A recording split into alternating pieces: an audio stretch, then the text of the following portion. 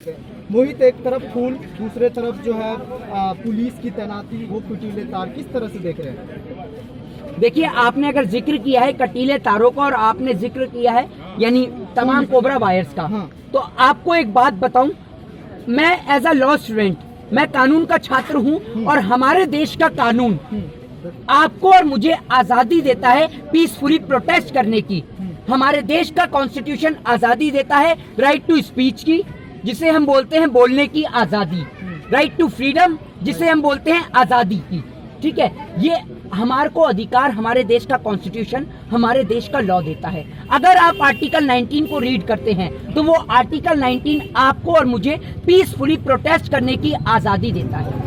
आज देश के किसानों के लिए कोबरा वायर्स, जिनको आप हिंदी में बोलते हैं कटीले तार, वो लगाए गए हैं देश के किसान को रोकने के लिए।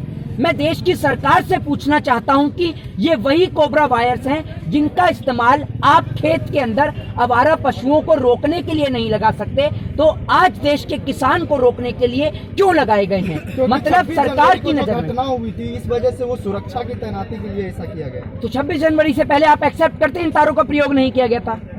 बताइए आप मुझे, मैं आपको प्रूफ दूंगा। हर जगह बैरिकेड लगाई। सर सुनिए, मैं लॉ का स्टूडेंट हूँ और मैं प्रूफ में बिलीव रखता हूँ, ठीक है ना। मैं आपको प्रूफ के साथ दिखा सकता हूँ कि जिस तरीके से जब देश का किसान देश की राजधानी में एंटर करता है, पहले दिन जब उसके ऊपर वाटर कैनन से पानी छोड़ा जाता है, जब उसके लिए आंसू गैस के गोले का प्रयोग किया जाता है, जब उसके लिए बड़े बड़े पत्थर और बुलडोजर लगाए जाते हैं, तो उनके साथ उनके लिए कोबरा वायर्स का भी प्रयोग किया जाता है। ये आपको एक्सेप्ट करना पड़ेगा।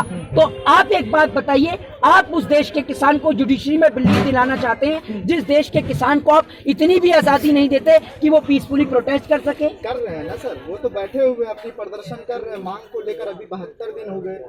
आप क्या समझ रहे, कर रहे हैं, शांतिपूर्ण करने दे रहे हैं? पता है आपको कितनी बार यहाँ पर आते हैं लोग हैं? कभी वो भाजपा के समर्थक यहाँ आकर कहते हैं कि भैया यहाँ हमें परेशानी है, कभी कहते हैं दिल्ली पुलिस लठ बजाओ हम तुम्हारे साथ हैं। दिल्ली पुलिस के अंदर, यूपी पुलिस के अंदर एक भाजपा के नेता, जितने भी बड़े पुलिस पोस्ट पर तैनात हैं, सांसदों से लेकर मेंबर ऑफ पार्लियामेंट की बात कर रहा हूँ, राज्यसभा के अंदर तैनात तमाम नेताओं की बात कर रहा हूँ। बताएंगे एक नेता का नाम जिसका बेटा हो? अरे बात छोड़िए, बता सकते हैं। कह रहे हैं ना कि विपक्ष जो है खून की खेती करती है, विपक्ष के इल्जाम लगा रहे। विपक्ष तो आपने छोड़ा ही नहीं है।